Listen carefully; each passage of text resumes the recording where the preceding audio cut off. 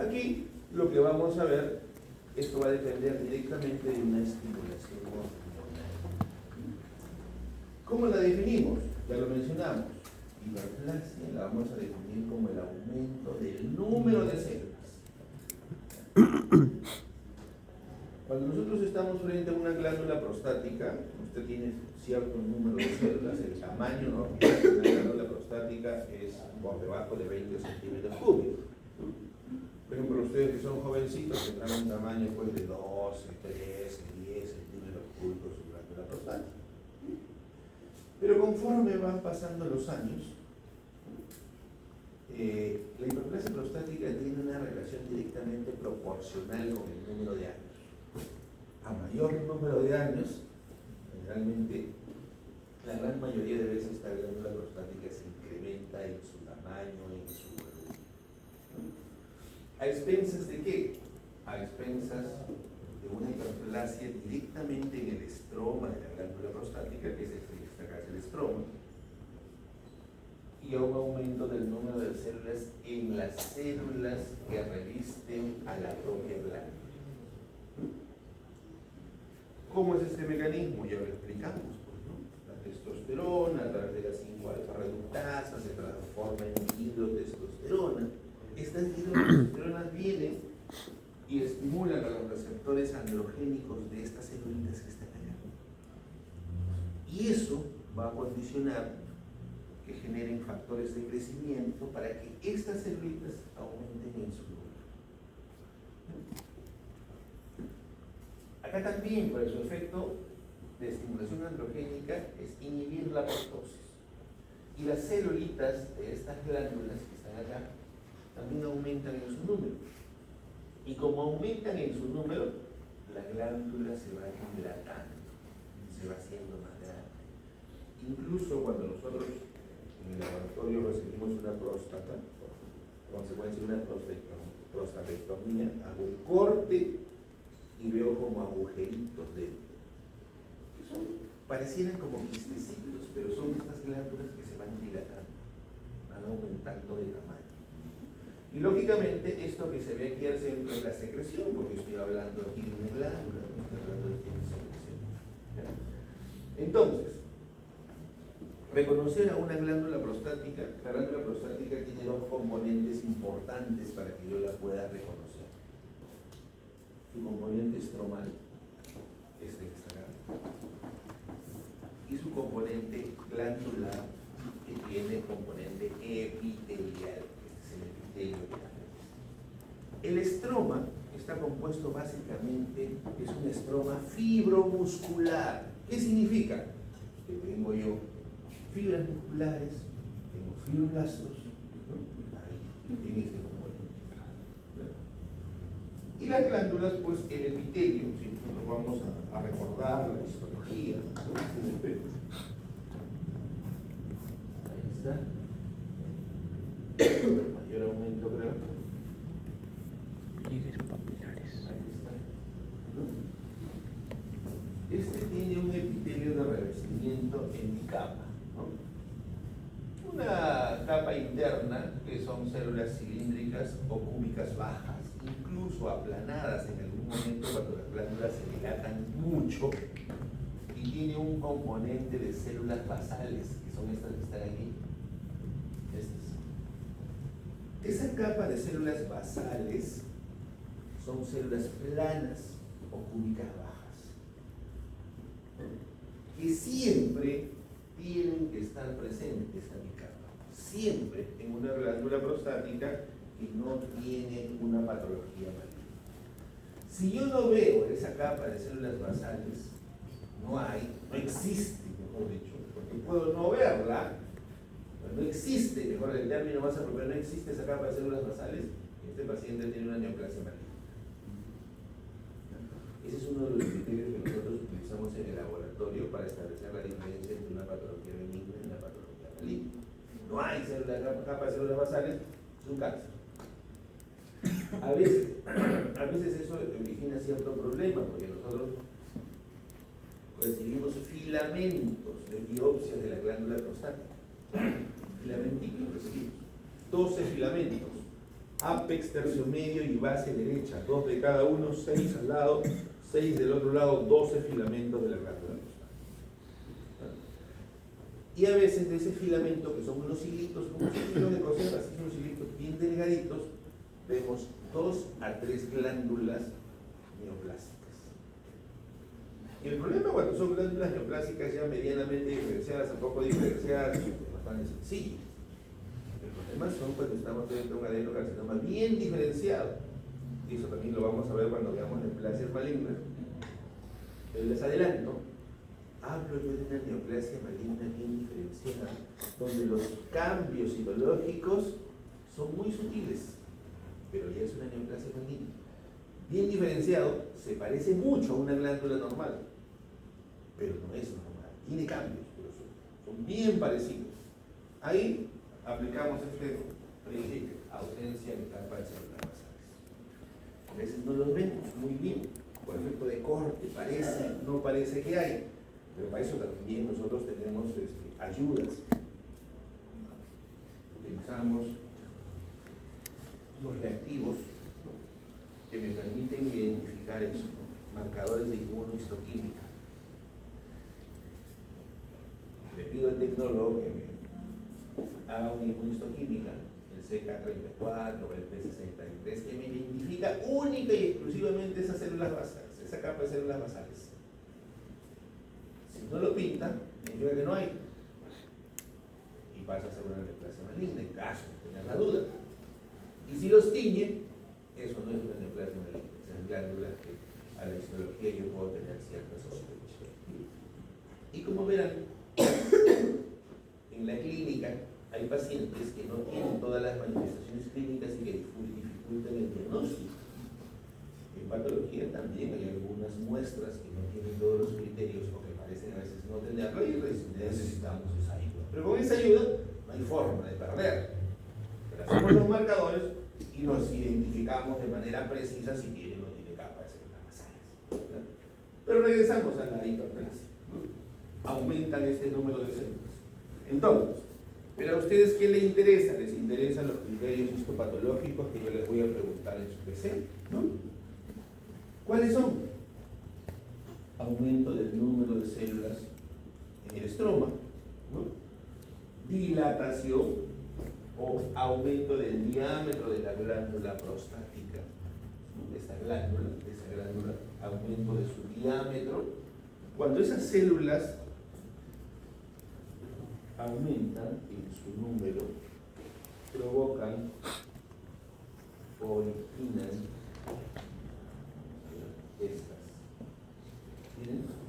estas proyecciones a la luz de la glándula tipo papilas, porque no son papilas. Ojo, proyecciones tipo papilas. Otra de las características importantes para establecer el diagnóstico es que el fenotipo citológico es tan igual a la célula que reviste la propia glándula. O sea, no hay cambios fenotípicos en relación a la malignidad. Y los cambios fenotípicos en relación a la malignidad son aumento del tamaño del núcleo, condensación de la cromatina, presencia de macronúcleos, que eso lo vamos a ver cuando veamos cáncer, pero para que se entienda que es un fenotipo, ¿no? Estamos hablando, no hay cambios. O sea, estas celulitas, tanto que revisten la propia glándula y los que están conformando el estroma, no tienen cambios. Son igual o idénticas a una célula de una glándula prostática normal. ¿Ya? Algunas veces, por ejemplo, encontramos estas características. ¿Qué serán estas cositas? Esas son calcificaciones, cuerpos calcáreos o cuerpos de sangre. Pero esas características podemos o no encontrarla en un hiperplasia prostática. Incluso la podemos encontrar en un cáncer. Entonces, ¿formará parte de los criterios histopatológicos contundentes? Sí, pero no. ¿Por qué? Porque lo puede encontrar en otras patologías también. Otra de las cosas que también encontramos y que algunas veces algunos estudiantes colocan en el examen práctico, a pesar de que yo lo digo, ¿no? Es lo que está por aquí.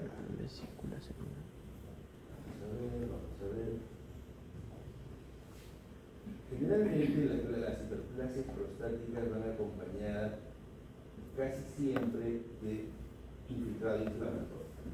Estos puntitos que vemos por acá es un infiltrado inflamatorio de tipo crónico que me diagnostica las famosas prostatitis.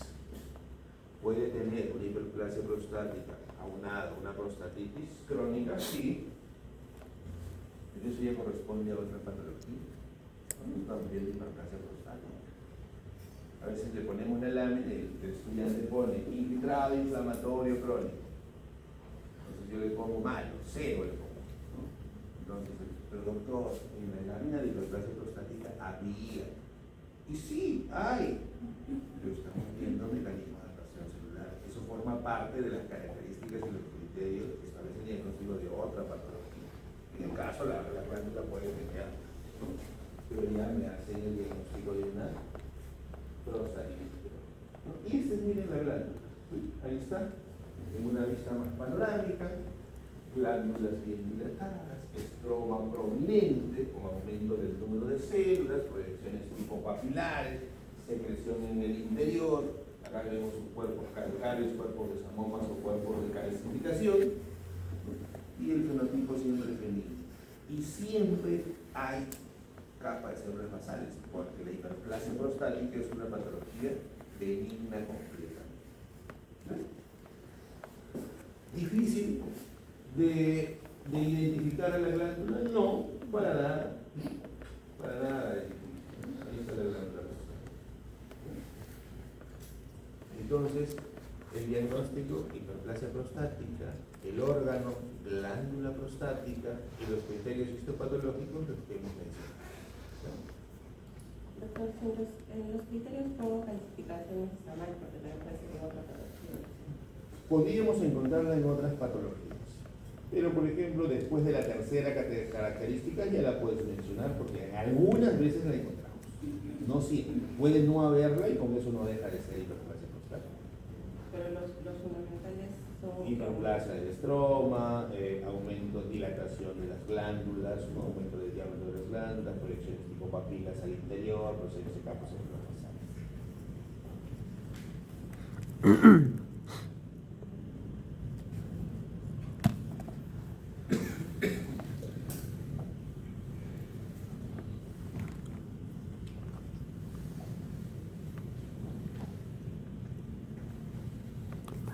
¿Tu apellido? Muñoz. ¿Qué será eso si recordamos la histología? Ojo, porque la histología permite identificar a estas muestras. Cierto, en las enfermedades o en las patologías ya hay ciertos cambios, pero todavía la histología me permite que yo lo pueda identificar. Y ahí es posible identificar qué órgano, qué estructura, qué estaríamos viendo. ¿Qué sospecharíamos? Porque nosotros lo identificamos así, ¿no? A mí me dan una muestra, listo, ya está. ¿Usted, señorita? ¿Su apellido? Cienfuegos. A ver, Cienfuegos. ¿Qué muestras eran? Les ayudo. Esto que está acá es un epitelio poliestratificado plano. Una queratina no tiene queratina. Esto que está acá son glandulitas dilatadas, glándulas, con un epitelio cilíndrico, ¿no? Porque la altura mayor que la. Y acá tenemos de ser un epitelio poliestratificado plano, pasa a ser un epitelio cilíndrico simple.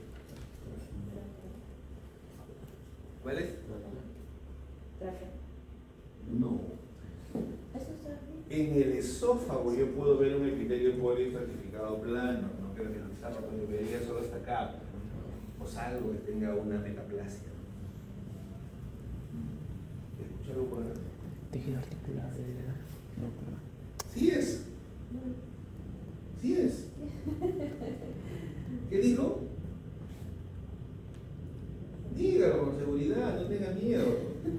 No tengo que registro para ponerle 0 o 20. Todavía podemos equivocar. ¿Qué?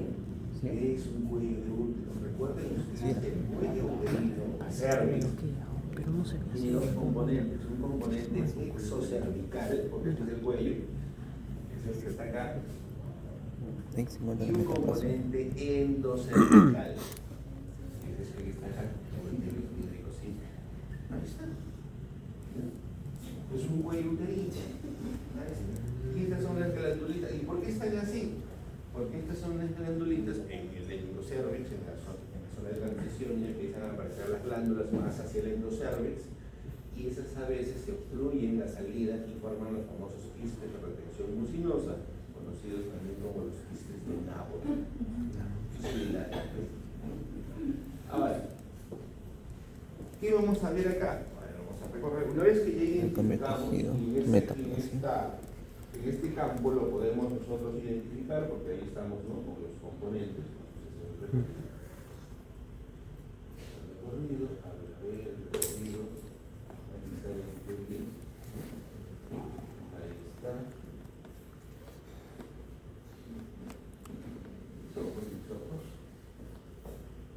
Porque aquí hay otro mecanismo de adaptación celular.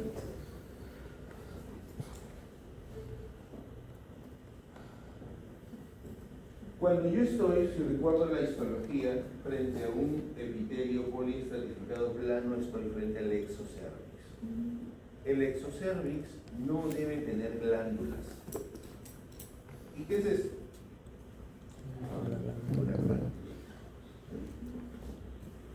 ¿Y por qué sucederá eso? Porque estamos frente a un mecanismo de adaptación celular. Cuando el útero va cayendo, eso se llama distopia, el útero, el cuello uterino se somete a un entorno vaginal, al pH vaginal, que es un entorno no adecuado. Entonces, esas celulitas endocervicales se reemplazan por células que puedan tolerar mejor ese entorno, ese pH, y se reemplazan las células endocervicales por un epitelio poliestratificado plano. A ese mecanismo de adaptación celular nosotros lo conocemos como metaplasia escamosa. Y lo estamos viendo aquí. Porque aquí vemos la glándula, aquí vemos el epitelio. Lo normal es que yo vea, cuando hay glándulas, un epitelio revestido por ese epitelio cilíndrico, que es el epitelio endocervical. Es un mecanismo de adaptación celular. Pero vamos a buscar acá.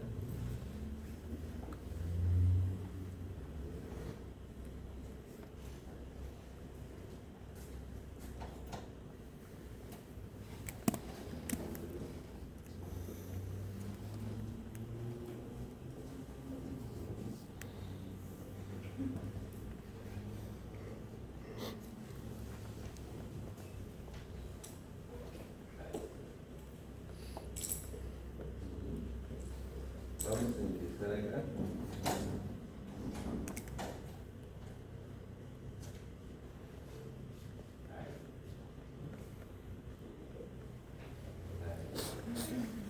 Cuando nosotros, sí, dime. ¿Por qué no salió la displasia? Es una displasia, ahorita lo vamos a ver, sino que también hay una metaplasia escamosa. ¿Hemos visto? ¿Y por qué piensas tú y has escuchado que es una displasia? Por la forma desordenada de las células. Desordenada de las células. ¿Dónde? Cuando se altera la forma. ¿Por qué? Claro, pero digo por qué, porque hay una displasia leve, una displasia moderada y una displasia severa. ¿Cierto? ¿No? Conocido como ni 1, ni 2, o ni 3, o neoplasia interepitelial cervical 1, neoplasia interepitelial cervical 2, neoplasia interepitelial cervical 3. Y te digo dónde, porque solamente en este ladito de acá yo veo displasia. Y como compromete el tercio basal, estoy hablando de una displasia leve. Pero doctor, estas células que están por acá tampoco las he visto yo en la histología. ¿Por qué? Porque estas células que están aquí, miren, ¿qué característica tienen? se ve diferente, ¿no? Tiene una vacuolización citoplasmática, el citoplasma es como un vacío, claro, por eso decimos vacuolización citoplasmática, el núcleo autor está ligeramente más grande. Y si yo observo la membrana nuclear, es ligeramente irregular, ¿no? Como dientecitos tiene ahí. Esto es un cambio citopático, esto es un coilocito, ¿no? Y que hay varios, ¿no?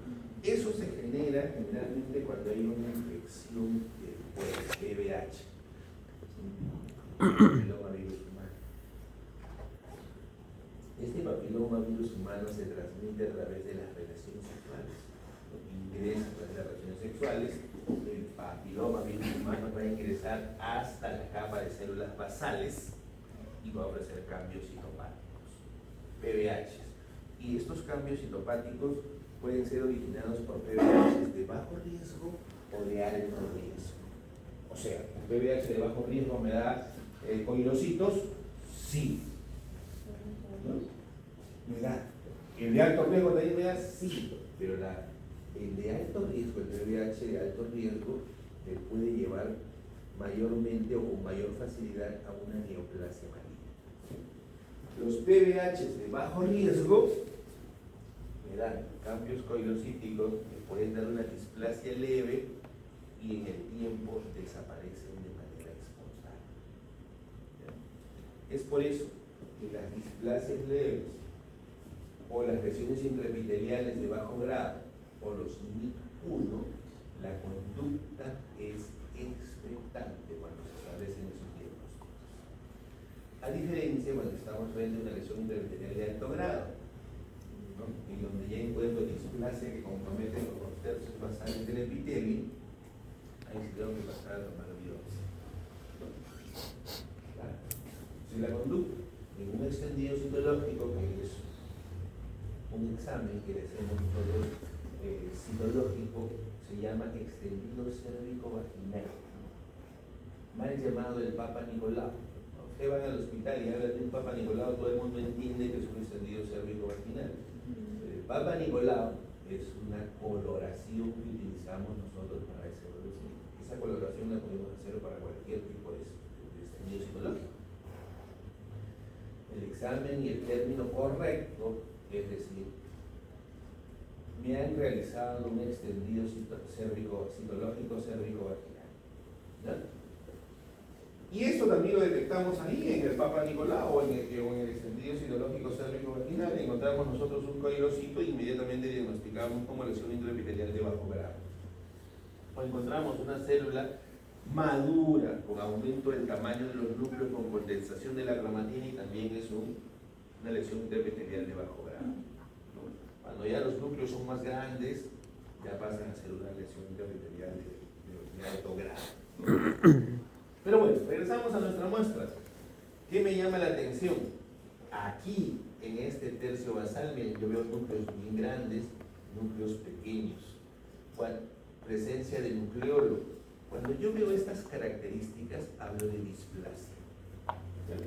Núcleos más grandes, otros más pequeñitos. Por aquí hay uno más hipercromático que el otro. Este está medio alargadito. Pero solo compromete el tercio basal. Porque los coilocitos los puedo encontrar incluso hasta los 2 tercios, pero yo miro mi displasia. Estos cambios citopáticos, si bien es cierto, están aunados aquí, pero yo considero que es como una displasia leve.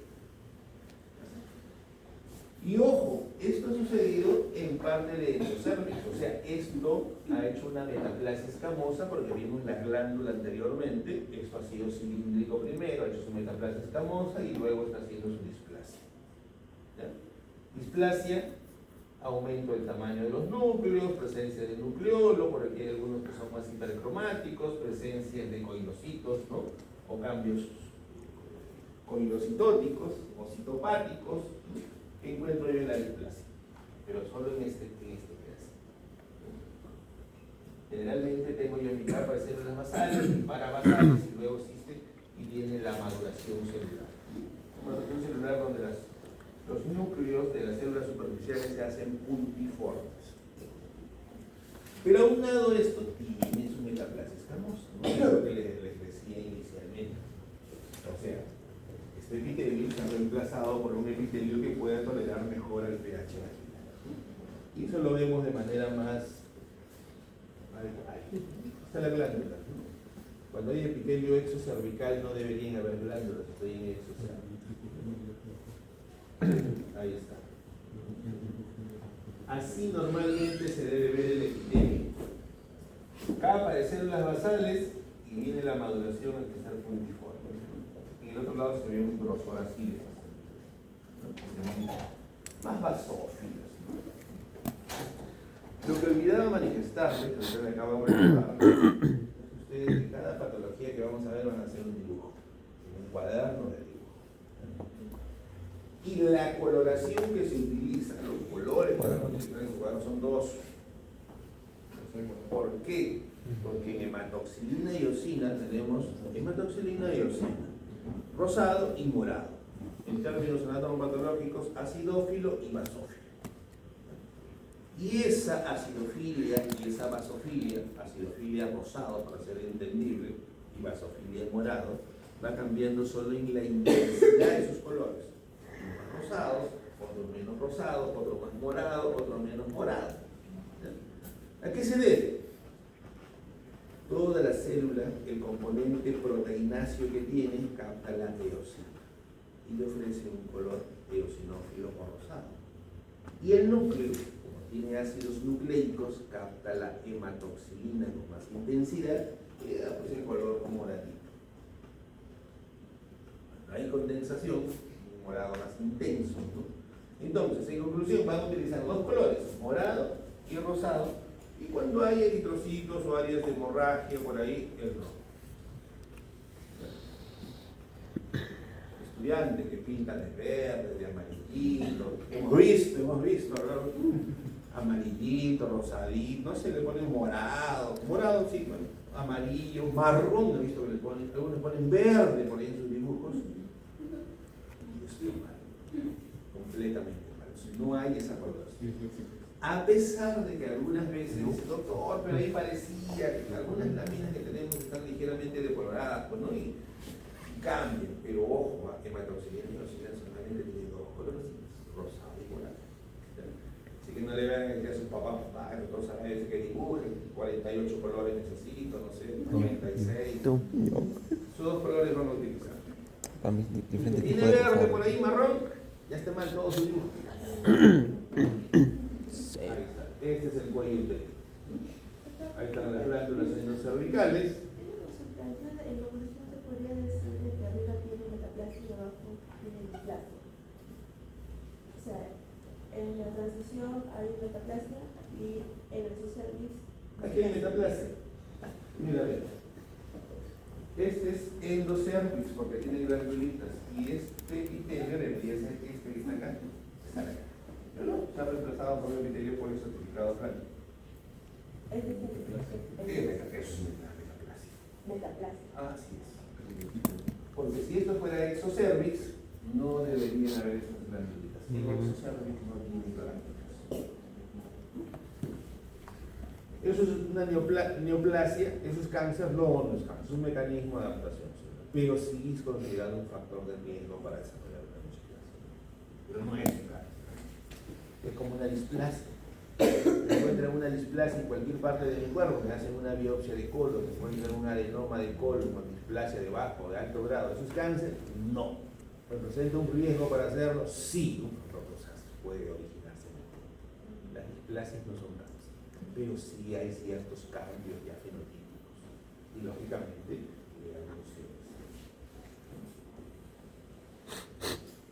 órgano. Cuello uterino. Esta lámina que vamos a sacar. Ah, corazón. El órgano es útero. Ponen cuello uterino y le pregunto órgano, cero. Uy, doctor, me equivoqué, pero la pregunta es órgano. Ahora, si dice órgano es estructura, ya pueden poner cuello uterino. Pero si la pregunta dice órgano,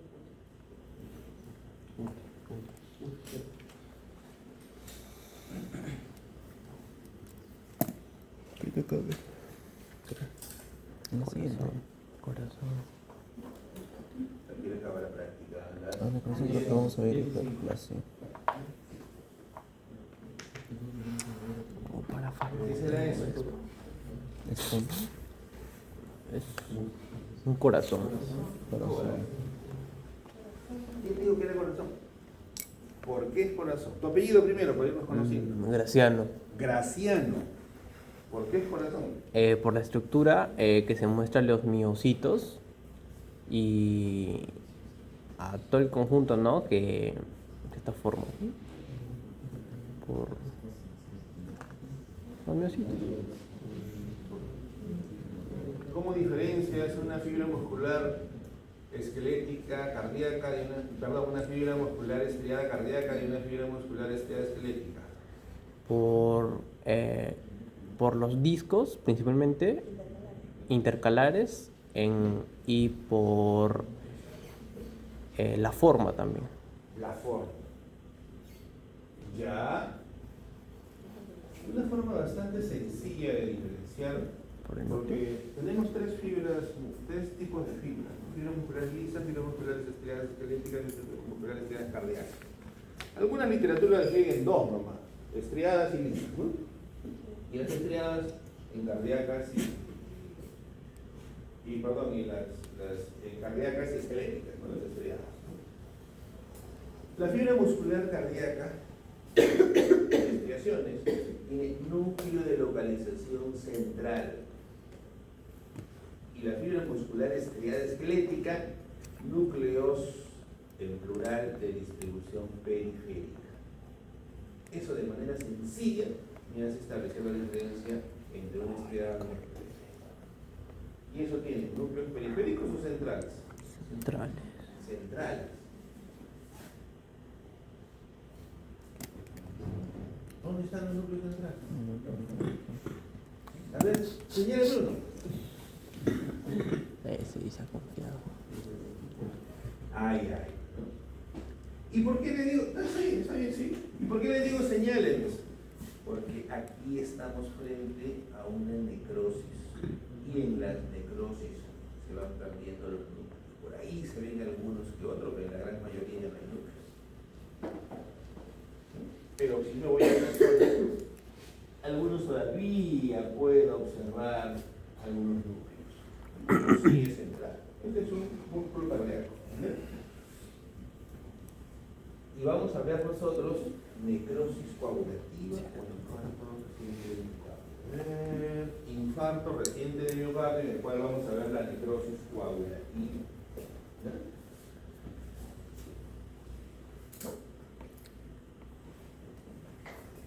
La célula se muere por dos tipos de muerte celular. Una muerte celular normal o programada es la muerte celular por apoptosis, ¿no? Donde la célula nace, cumple su ciclo de vida y muere. Y la otra forma de muerte es a través de una necrosis. Esta muerte celular es condicionada por un agente injuriano. Claro. Entonces, aquí estamos frente a un agente injuriano. ¿Su apellido, señorita? Espinosa. ¿Qué es para usted un infarto? Necrosis del tejido. Necrosis del tejido. O sea, cuando tengo diabetes y se comienza a necrosar mi pie, es un infarto. Pues se necrosa mi pie, ¿no? A ver, joven, usted que está al fondo, ¿qué es un infarto? Cuando el corazón deja de latir. Cuando el corazón deja de latir. A ver, usted está inquieto, a ver, ¿qué es un infarto? ¿Cuál es su apellido? Navarrete. Navarrete. ¿Qué es un infarto, Navarrete? Cuando un tejido no recibe el oxígeno suficiente para que funcione. No, la carga No eléctrica. recibe el oxígeno suficiente para Que cumpla su función, deja de funcionar. ¿Qué es un infarto? ¿Tu apellido? Albarracín. Albarracín. ¿Cuál es tu apellido? ¿Qué es un infarto, Albarracín? Es la falta de perfusión y oxigenación adecuada. Falta de perfusión y oxigenación adecuada. Ya. Un infarto es cuando, en primer lugar, para que una célula se muera, necesita ausencia o disminución severa de oxígeno y ausencia o disminución severa de nutrientes. Puede hacerlo es un ser vivo. Un ser vivo sin oxígeno y sin nutrientes se muere. Pero de acuerdo al tipo de célula, los tiempos que tengo que someter a esa célula en ausencia de oxígeno van cambiando. Entonces, en un infarto, yo hablo de la disminución o la ausencia o disminución severa de la perfusión sanguínea por un determinado tiempo a un grupo celular que va a originar lesión celular de tipo irreversible. ¿Qué significa? Si a mi músculo cardíaco, hablando de mi músculo cardíaco, porque yo puedo tener infartos en cualquier parte de mi cuerpo, infarto cerebral, infarto intestinal, porque el infarto se define como la ausencia o disminución severa de la perfusión sanguínea por un determinado tiempo que inicia lesión celular de tipo irreversible. ¿Se puede infartar mi riñón? Sí. ¿Se puede infartar mi cerebro? Sí. ¿Se puede? Por definición. Pero aquí estamos frente al músculo cardíaco. Tengo que privar de sangre a cierta partecita de mi corazón por un determinado tiempo, y una vez que llega ese tiempo, esa célula se va a morir sí o sí. ¿No? A eso se le llama necrosis. La causa de muerte más... ¿Cuál creen que es la causa de muerte más frecuente en nuestro país y en el mundo? Infarto. Las enfermedades cardiovasculares. Infarto. A la cabeza, ¿no? Seguida de las neoplasias malignas. O sea, un infarto lo van a ver ustedes cuando ven las hospitales de su práctica, sí lo van. Eso generalmente, un trombo, que es lo más frecuente, se desprende de una placa de ateroma. Cada placa de ateroma se lesiona el endotelio, se hunde, se forma el trombo se desprende, viaja por la circulación, llega a mi vaso coronario, el vaso coronario es pequeñito, tapa, obstruye completamente mi vaso coronario, no deja que pase sangre, y esa zona de irrigación de este vaso obstruido no recibe oxígeno ni nutrientes porque no llega sangre. De 20 a 40 minutos en ausencia de perfusión sanguínea, de perfusión de sangre, inicia lesión celular de tipo irreversible y esas celulitas se mueren. Y cuando se mueren, hacen una necrosis de tipo coagulante.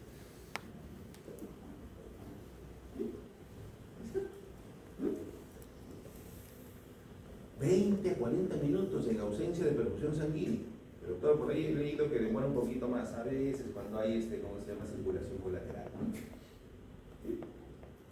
Pero 20 a 40 minutos en ausencia inician lesión celular de tipo irreversible. Bajo esa definición, ¿de qué dependerá de que un paciente infartado viva o muera?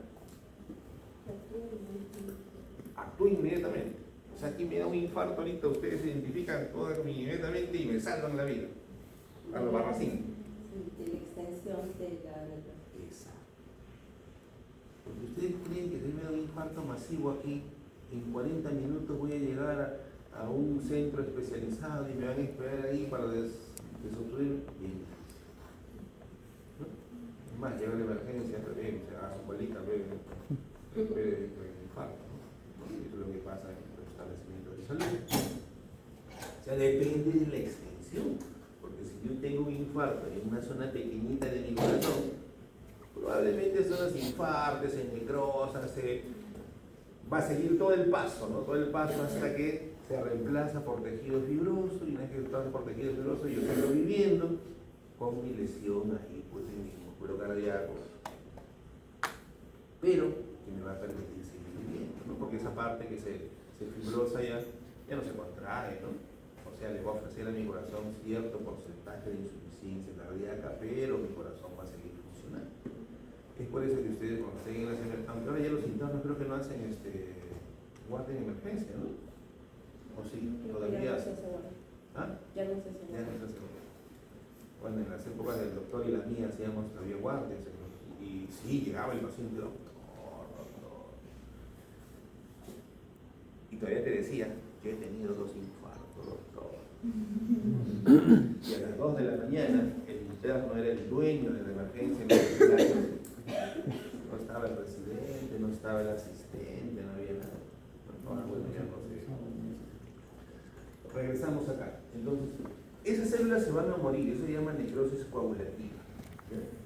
Esta necrosis coagulativa. La necrosis es la muerte celular. Si bien es cierto, por ejemplo, ustedes miran esta fibra muscular, ¿tiene núcleo? No. Ya no tiene. ¿No? Y eso es lo que pasa cuando se le priva de oxígeno y nutrientes a una célula. Primero, el núcleo hace epignosis, cariolisis y cariorexis y el núcleo desaparece. No hay núcleo. Entonces, una de las características histopatológicas para establecer el diagnóstico del infarto reciente de miocardio o la necrosis coagulativa es ausencia de los núcleos. No hay núcleos. ¿No? Ahora, como estas células, miren, en la necrosis coagulativa todavía la fibra muscular estriada cardíaca conserva su estructura, ¿no? Pero ya se va haciendo granular, o sea, ya no se ve. ¿Qué no veo yo? Las estriaciones, ¿no? Unas rayitas ahí que le daban la característica de estriaciones se pierden. Otra característica es la pérdida de las estriaciones.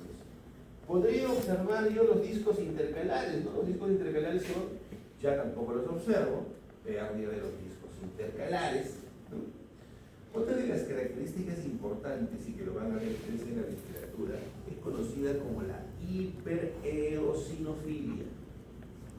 ¿Por qué?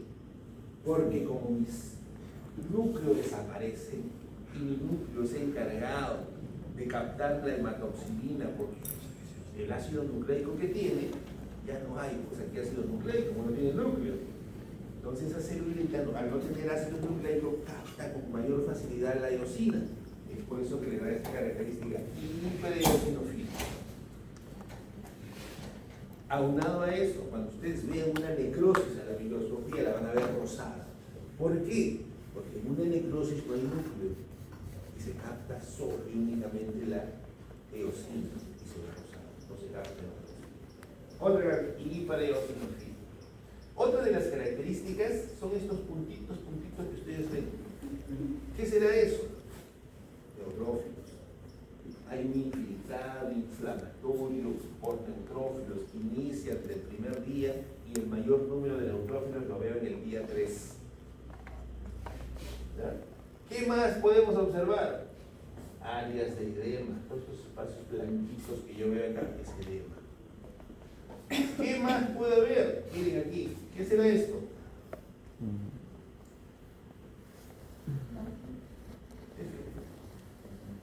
Es un redondito rojito. Eritrocito. Extravasación de hematíes. ¿Por qué? Porque si nosotros buscamos, hay vasitos sanguíneos por ahí, y no veo en este campo ninguno, que se dilatan. ¿Por qué se dilatan? Para la llegada de estos neutrófilos. En mi corazón no deben haber estos. Estos llegan a través del torrente sanguíneo. Dilatación vascular, rompen el flujo laminar, marginación leucocitaria, rodamiento, diapedesis, y salen los neutrófilos y encuentro yo este edema, neutrófilos, ¿no? Ausencia de los núcleos, ya no hay estriaciones, no hay discos intercalares, extravasación de hematíes. Todas esas características forman parte de los criterios histopatológicos para establecer el diagnóstico de un infarto y la necrosis coagulativa. Para reconocerlos, siempre en el microscopio ustedes se van a ir al objetivo más chiquito o al objetivo que tiene el cinturón, que es de 4X o de 5X. Algunos objetivos tienen 4 o 5X. En una vista panorámica yo lo veo así. En su microscopio ustedes lo van a ver más bonito, porque aquí cuando la imagen se proyecta, pierde su capacidad resolutiva un poquito. Pero en el microscopio se ve mucho más. Miren, ahí está, todo esto que está acá es el infiltrado inflamatorio, ¿no? Los neutrófilos. Se ven los pequeños vasitos con áreas de hemorragia que están rojitos ahí. Esto hay que mirarlo. Ahí está.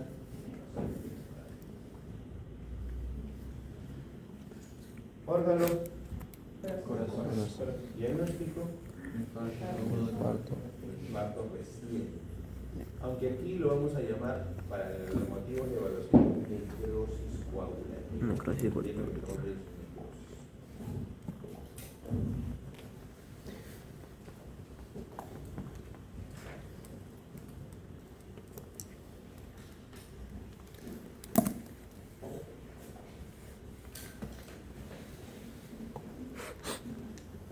¿Qué órgano será ese joven? Páncreas. Por supuesto, el páncreas.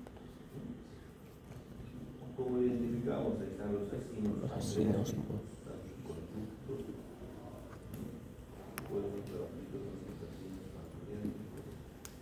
El páncreas tiene dos componentes. ¿Cuáles son sus dos componentes del páncreas? Tiene un componente endocrino conformado por los islotes del Langerhans y tiene un componente exocrino. Aquí está, partecita del islote. Y estos son sus ácidos. Es exocrino, ¿no? El páncreas secreta proenzimas que a través de los conductos van al conducto de Wilson, sale a la segunda porción del duodeno, se une la vía biliar. Y la segunda porción del duodeno se secretan sus enzimas. Y estas enzimas recién se van a activar en el tubo digestivo. Porque si no, se activarían dentro, pues se quiere, ¿no? Y es lo que pasa en esta válvula. Vamos, hay otro islote del Langerhans para recordar. Islote del Langerhans y los ácidos.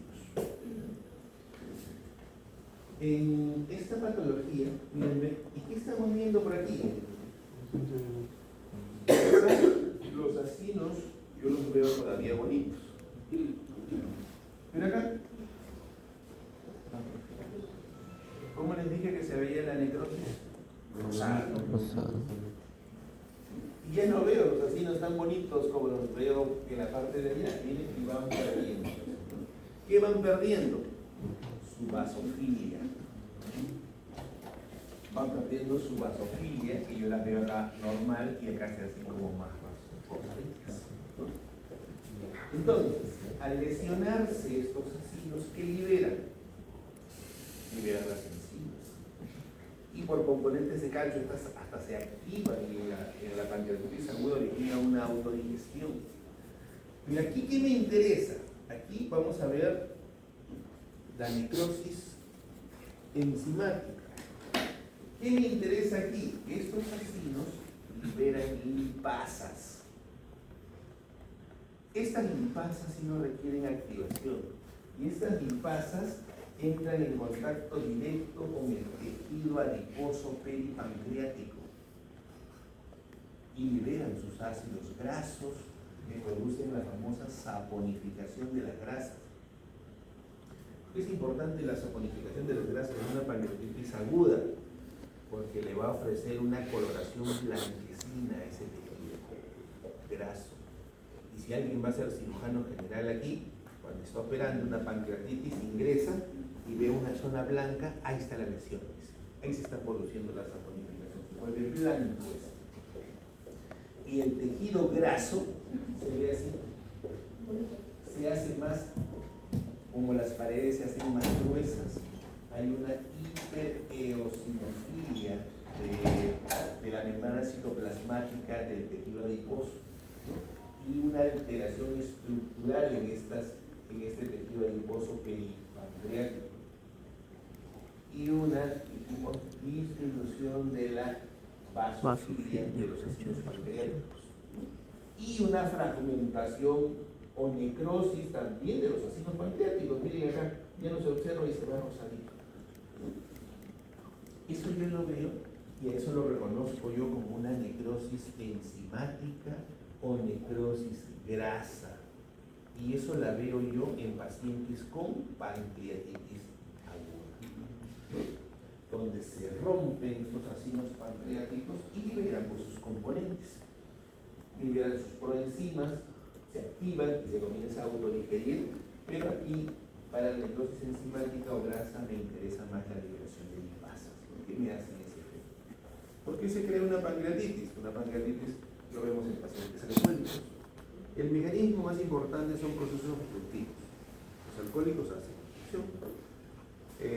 Un traumatismo que puede originar, por supuesto, una litiasis vesicular que me obstruye la ampolla de Baker y me obstruye la salida del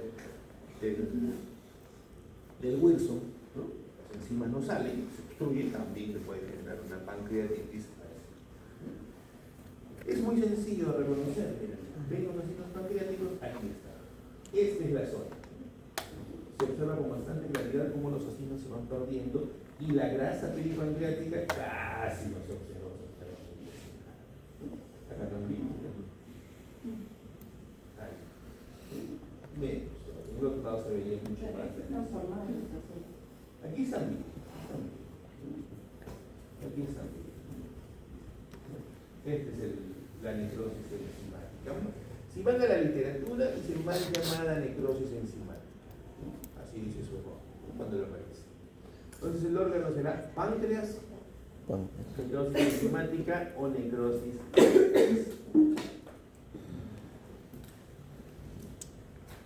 Aquí tenemos otra de las patologías que la van a ver ustedes independientemente de la especialidad que cada uno de ustedes va a seguir. Aquí estamos en el tercer órgano. Pulmón, claro, este pulmón. Pulmón. Tenemos los espacios alveolares, los estadios alveolares, donde si vamos a la microscopia, vamos a mayor aumento, vamos a neumocitos tipo 1, grupos de neumocitos tipo 2.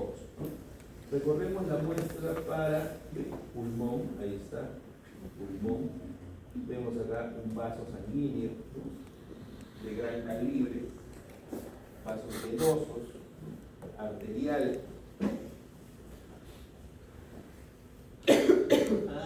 Doctor, usted acaba de decir que todo es rosado y todo es morado y por eso uno... ¿Y qué serán estas cosas? Que se ven negros o marrón, ¿no? Eso como que no utilice mi color marrón, mi color negro. Eso es ¿Qué por serán estas cosas? hemorragias. No es por el tabaco. Dijimos que las Tejido- necrosis se veían rosadas, ¿no? Porque se perdían los Eso es por el núcleos, tabaco. no había ¿Cómo se llama eso? Y se ve marrón, ¿no? ¿Qué será? Nos ha Sí. mentido, doctor, usted, ¿no? ¿Qué será eso? Es el carbono del tabaco. Del Tabaco. tabaco es por eso. Se acumuló el cigarrillo ahí. Esos son depósitos de carbón. El carbón, así es. Cuando uno camina por la calle, el humo de los carros, las minas, la parrillada que hacemos, ¿no? Tiene Va un nombre. depositando carbón. Y el carbón es fagocitado por los macrófagos. Y este carbón yo lo veo en el interior del citoplasma de los macrófagos y se almacena ahí como antracosis. Antracosis. ¿Ya? Le digo que el 90 a 95% de las biopsias que yo recibo de pulmón tienen antracosis. O sea, casi todo. Claro, algunos tienen más, otros tienen casi nada. Pero casi todas las biopsias encuentran antracosis. Y mucho más cuando recibo un lóbulo pulmonar. Entonces, ¿con eso qué quiere decir? ¿Que yo debo tener depósitos de carbón ahí? Sí, ojalá tenga poquito, ¿no? Y lo mío. Pero sí, casi todas yo les encuentro antracosis. Bueno, regresemos a nuestro tema. Vamos acá. Y en mi pulmón me encuentro con estas zonas. ¿Qué dijimos? Las necrosis se ven rosadas. Sí. Y ahí yo veo un rosado gigante, ¿no? Y la necrosis es una necrosis así granular, rosada. ¿Y por qué? Porque hay sus células muertas. ¿No? Entonces, esto, ahí está. Aquí es este más chiquito, ¿no? Para que podamos verlo completo. Ahí está. Este es una necrosis. ¿De qué tipo será? Ya vimos la coagulación del corazón. Este es gaseoso. La necrosis gaseosa es característica de la tuberculosis. La tuberculosis es una enfermedad de bastante prevalencia en nuestro medio, ¿no? Hay bastantes tuberculosis. El 30% del personal de salud dice que en algún momento de su vida hace tuberculosis. ¿Qué significa? ¿Ustedes cuántos son acá? 20 creo, ¿no? El 30%, 3 por 2, 6 van a hacer tuberculosis en algún momento de su vida. Y eso tiene bastante lógica, pues, porque van a trabajar en contacto con pacientes, ¿no? En mi servicio, que es patología, somos 10 trabajadores en el hospital, gente técnicos, que somos poquitos, de los cuales 4 han hecho tuberculosis. Y eso que nosotros no estamos en contacto directo con pacientes, ¿sabes? ¿No? Pero bueno, han hecho 4, o sea, el 40%. Pero el 30% se dicen que hacen. Así que si en algún momento de su ejercicio profesional hacen tuberculosis, no se asusten, están dentro de las estadísticas. Hay enfermeras, técnicos, médicos, residentes, tuberculosis, ¿no? Nuestro último residente hizo tuberculosis ósea. Entonces, es una patología que la van a ver en cualquiera de las especialidades porque es una patología sistémica. O sea, no solamente la tengo en el pulmón, no la puedo tener en cualquier parte de mi cuerpo. Ingresa en el bacterio por vía respiratoria, vence todos los mecanismos de defensa, llega a mi pulmón, mi macrófago vigilante, ¿qué hace? Se lo fagocita y con eso cualquiera, ya se lo fagocitó, pues el macrófago, ya, chévere. No, este micobacterio tiene la capacidad de vivir dentro del macrófago e incluso replicarse dentro del macrófago. Y recién 3 semanas después, los linfocitos TH1 van a producir interferón gamma, y este interferón gamma activa el macrófago para destruir a este micobacterio. Pero en esas 3 semanas, ¿qué puede haber pasado? Este macrófago puede ingresar a vía linfática o a vía sanguínea, y ahí es donde me hace pues la manifestación sistémica. ¿Ves? Pero la presentación más frecuente, pues en el pulmón, porque llega, ¿no? Una vez que llega al pulmón, ¿ya? El macrófago, el linfocito TH1, que es la respuesta inflamatoria, me produce interferón gamma. Este interferón gamma le va a decir al macrófago, destruirlo. Le va a dar la orden, lo va a activar el macrófago. Entonces yo diría, chévere, ya el macrófago ya lo que está dentro lo va a matar. No es tan así. ¿Por qué? Porque cuando el paciente tiene una disminución de la respuesta inmunitaria, ya sea por alguna enfermedad, ya sea porque está estresado, porque está tenso, ya sea porque necesita sacar 22 en el examen final de patología en general, está estresado, la respuesta inmunitaria es deficiente y este no lo va a poder destruir al micobacterio. Se genera una respuesta inflamatoria, ¿no? Una respuesta inflamatoria que me va a producir llegada abundante de linfocitos. Los histiocitos se van a unir entre ellos para formar la famosa célula gigante multinucleada, o famosa célula gigante multinucleada tipo Langhans. Voy a ver histiocitos, larguitos, a los que le voy a llamar células epitelioides, ¿no? Y me va a formar el granuloma. Todo esto que está aquí es el granuloma con su zona central, que es la necrosis de tipo caseoso. Esas características me dicen que yo estoy frente a una tuberculosis. Hablando de los criterios histopatológicos, porque toda patología infecciosa, el diagnóstico se hace identificando al agente infeccioso. ¿Puedo identificarlo así? Le hago un BK y debo encontrar bacilos en el interior, sobre todo de la necrosis o por estos bordes.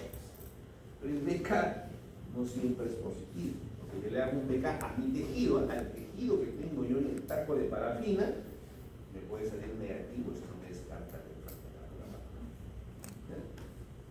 Pero con esto se asume el diagnóstico de tuberculosis. Esta característica yo la encuentro en cualquier parte de mi cuerpo donde hay tuberculosis.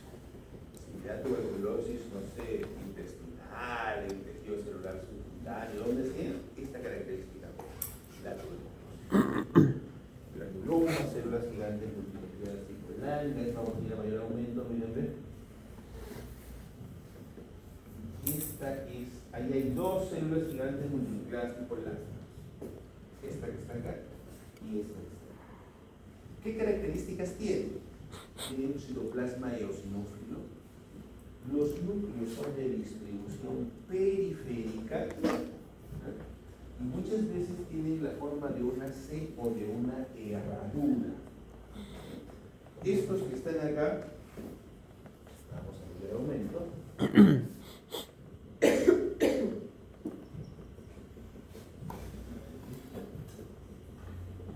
Tenemos más todavía.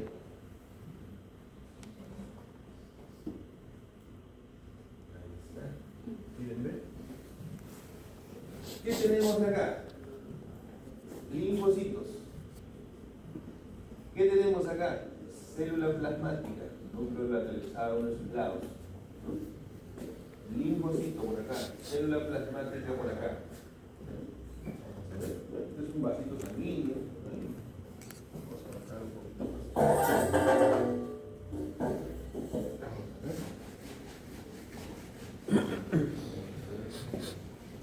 Aquí se está formando, que a mayor aumento no se veía, esta es una célula también gigante multinuclear. Que no se veía tan clara, porque está en un corte así medio, no tan bueno, corte medio oblicuo. Ahí está. Ahora vamos a ver células plasmáticas, linfocitos, vasos sanguíneos.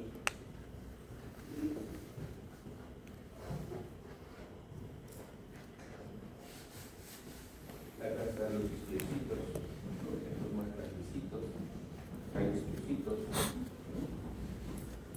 Y se me perdió la célula gigante para ver la gran aumento.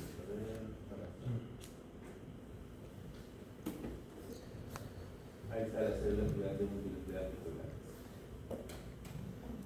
Ahí está. ¿Qué características? Tienen los núcleos de distribución periférica, porque las células gigantes tipo cuerpo extraño tienen núcleo de distribución central. Este es núcleo de distribución periférica. Y si ingresamos,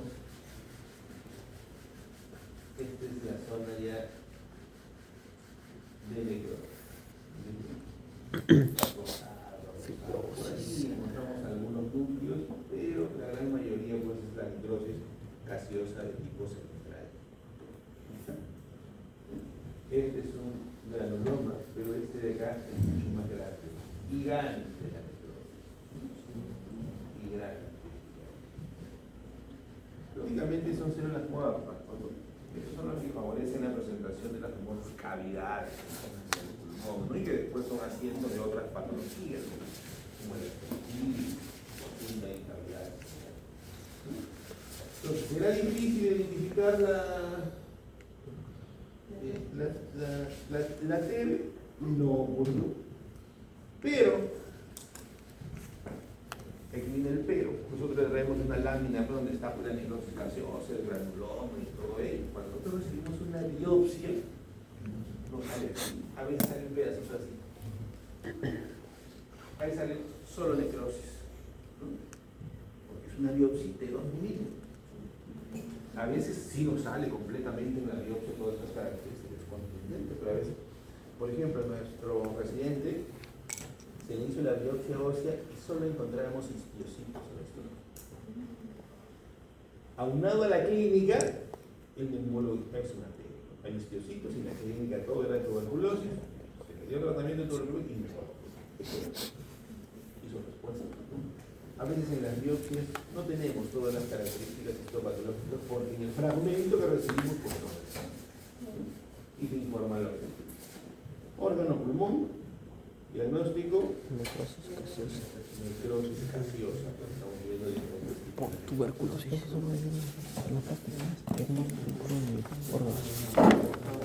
Histopatología. acá tenemos órgano. No se ve nada, todo lo que voy a ver ahí. Ahí está, órgano.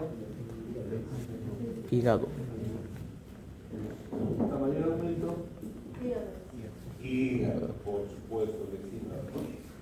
Células con citoplasma eosinófilo, núcleo de localización central, una distribución, así como esta zona al costado de la otra, que van formando clavículas. hígado. Ahí está. Hígado. ¿Qué me va a llamar la atención en este hígado? Ahí está la vena central o brillar, esta que está aquí. ¿Qué me va a llamar la atención en este hígado? Vamos a hacer nuestro recorrido. Que hay, están los espacios de porta. Vamos a buscar una zona acá. Aquí está, acá creo que hay más, vamos a buscar donde hay más, aquí hay más. Vamos a utilizar esta zona. ¿Sí? Ok, voy a pasar la más bonita, más bonita, más bonita, más bonita, más bonita. Aquí pues, ahí. Aquí pues. ¿Ya? ¿Qué nos llama la atención en este hígado? Hay algo ahí que no debe haber. Vasos, mi hígado no debe tener vasos.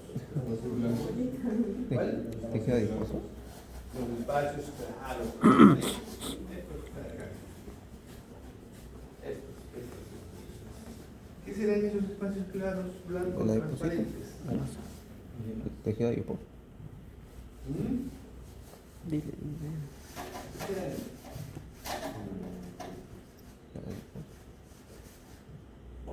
Y miren, que hay unos espacios claros, transparentes, como ustedes nos llaman, pero también hay otros espacios claros, transparentes, chiquititos.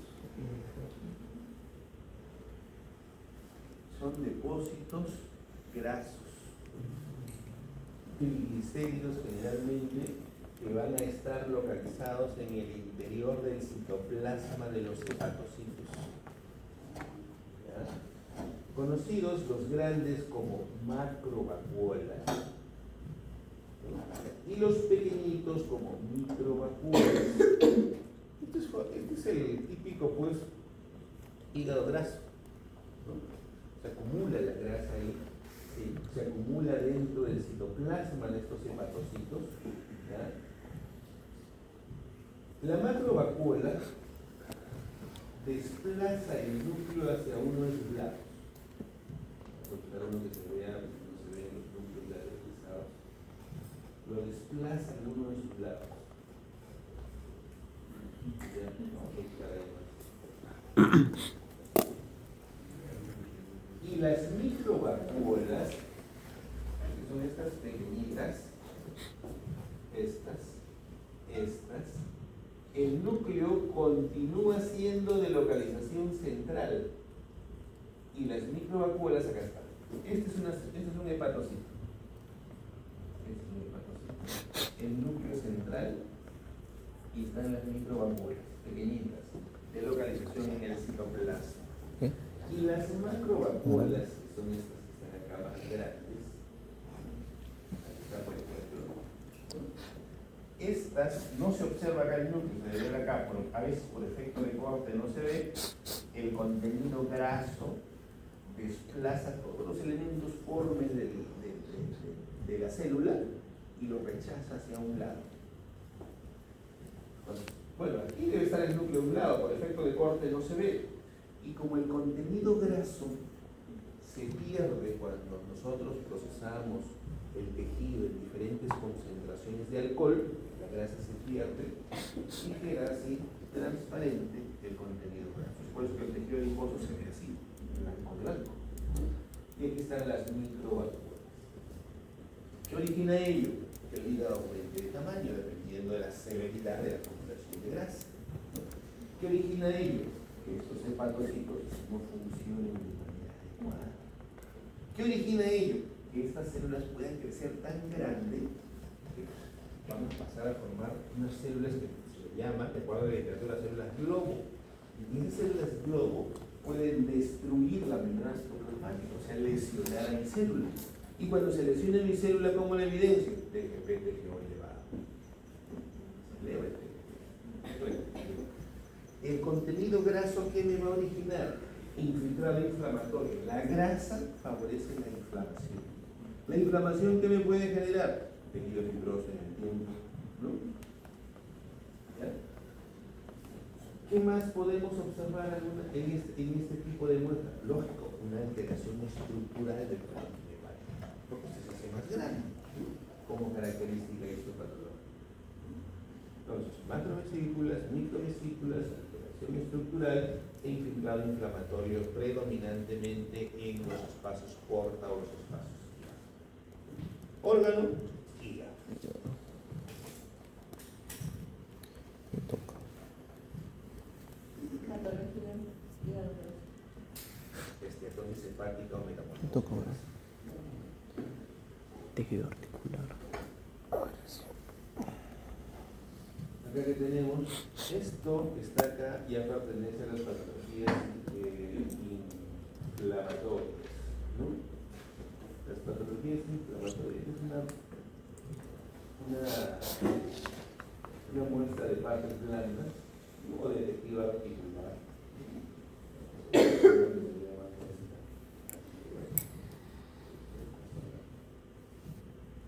Los depósitos de uratos monosódicos son los que nos ofrecen las patologías conocidas como la famosa gota. En esta oportunidad lo que vamos a ver aquí nosotros es la fase crónica de la gota. Aquí la fase crónica de la gota, ¿qué me hace?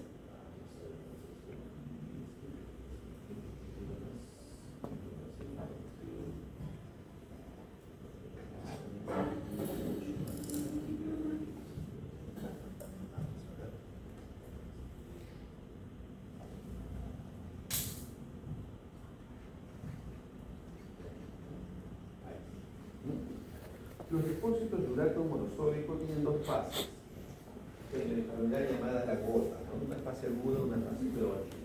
En esta oportunidad vamos a ver nosotros la fase crónica. Estos depósitos de uratos monosódicos te van a formar el famoso tofo úrico. Este es el tofo úrico. Donde en la zona central, ¿qué es lo que vemos? Los depósitos de urato monosódico. Y como esto es algo extraño que está acá, va a estar rodeado de una respuesta inflamatoria crónica tipo a cuerpo extraño. La respuesta inflamatoria crónica que tiene linfocitos, células plasmáticas, y vamos a ver aquí la presencia de células gigantes multinucleadas. Pero a diferencia de las células gigantes multinucleadas que vimos en la necrosis gaseosa, aquí las células gigantes multinucleadas son tipo a cuerpo extraño. No tienen esa característica propia que la observamos nosotros ¿cómo se llama? En la necrosis gaseosa, ¿no? Miren esta célula gigante multinucleada aquí. Tiene varios núcleos, pero se ve desordenada. En otras se veían todas en la zona periférica. Entonces, ¿qué es lo que vemos? Depósitos de uratos monosódicos de la relación central, infiltrado inflamatorio crónico granulomatoso, con elementos celulares mononucleares, linfocitos, células plasmáticas, células gigantes multinucleadas, tipo a cuerpo extraño, y como es una inflamación crónica, tejido fibroso periférico al costado del tofo úrico. ¿Dónde lo encuentro? Eso lo encuentro en partes blandas, ¿no? Generalmente esta enfermedad se manifiesta, el paciente le va a llegar, doctor, el dedo gordo de mi pie hinchado, rojo y me duele al caminar. Entonces, lo primero que hay que pensar en eso es una gota, ¿no? Que también podríamos pensar en una artritis, que la artritis generalmente es en dedos, articulaciones pequeñas, ¿no? Pero se piensa en la gota, y hay que investigar en base a ello.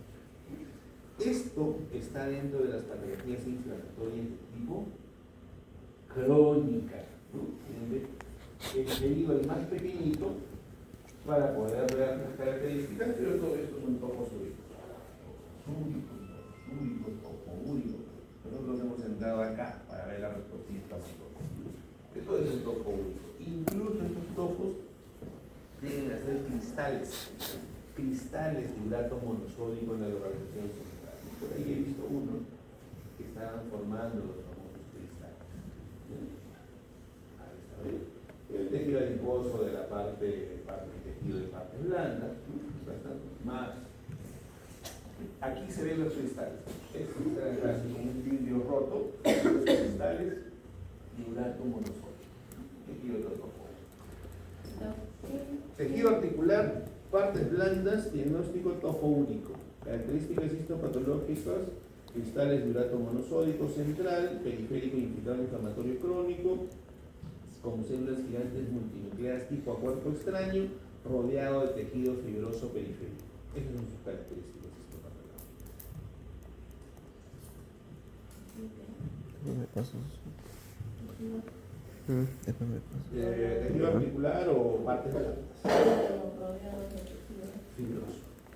¿Por qué hace tejido fibroso la inflamación?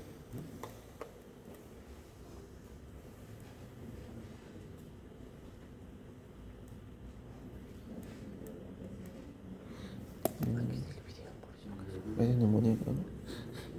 A ver.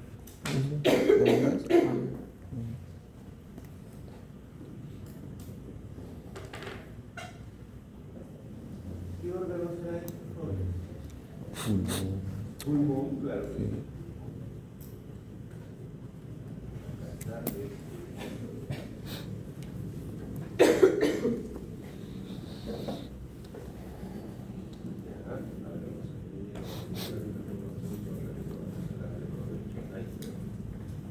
Ya, este es el pulmón.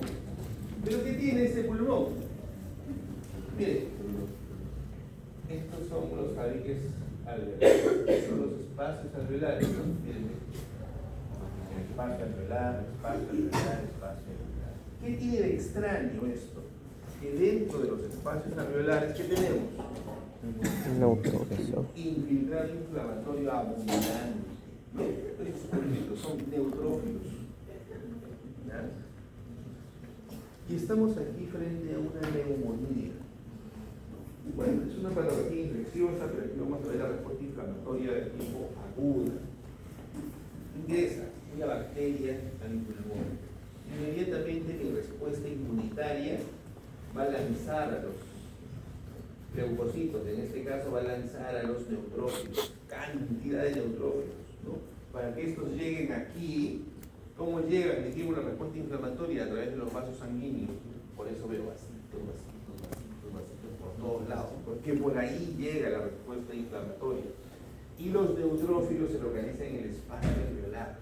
En la neumonía, esta inflamación hace una consolidación, o sea, todo el lóbulo se ve así.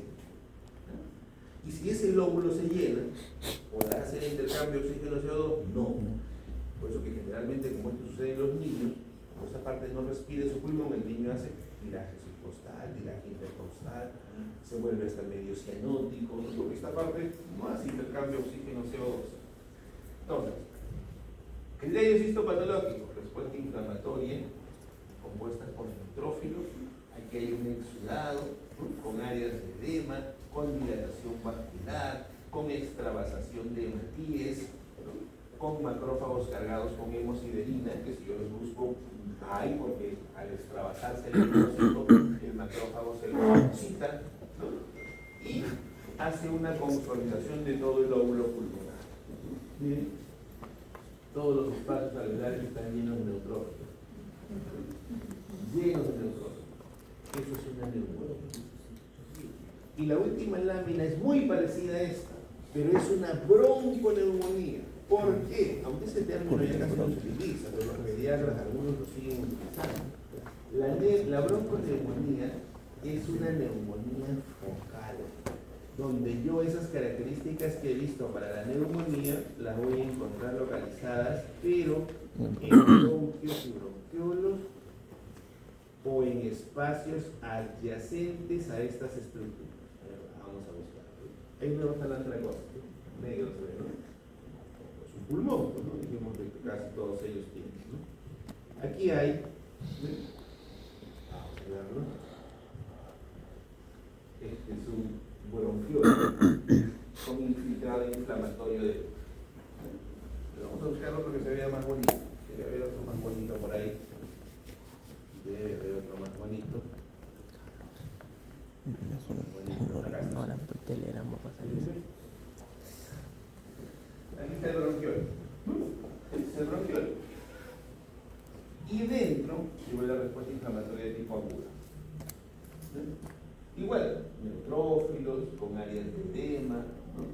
Y dentro del bronquiolo. Este es un bronquiolo, ¿por qué? Porque yo no veo cartílago, bueno, para que sea bronquio, es un bronquiolo. Y el infiltrado inflamatorio con las mismas características yo lo encuentro en espacios adyacentes. Pero si yo me alejo de esa zona, fíjense, me voy. Va desapareciendo. Va desapareciendo. Y veo espacios alveolares libres, lo cual en la neumonía no lo veo todo está lleno.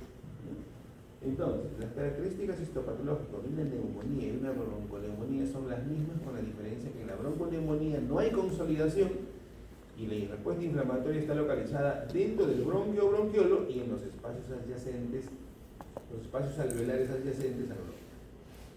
¿Ya? Ambos son respuesta inflamatoria de tipo 1. Muy bien, jóvenes, estas son las laminitas, saquen sus microscopios, tenemos una hora. Recuerden que hemos hecho las dos prácticas, la una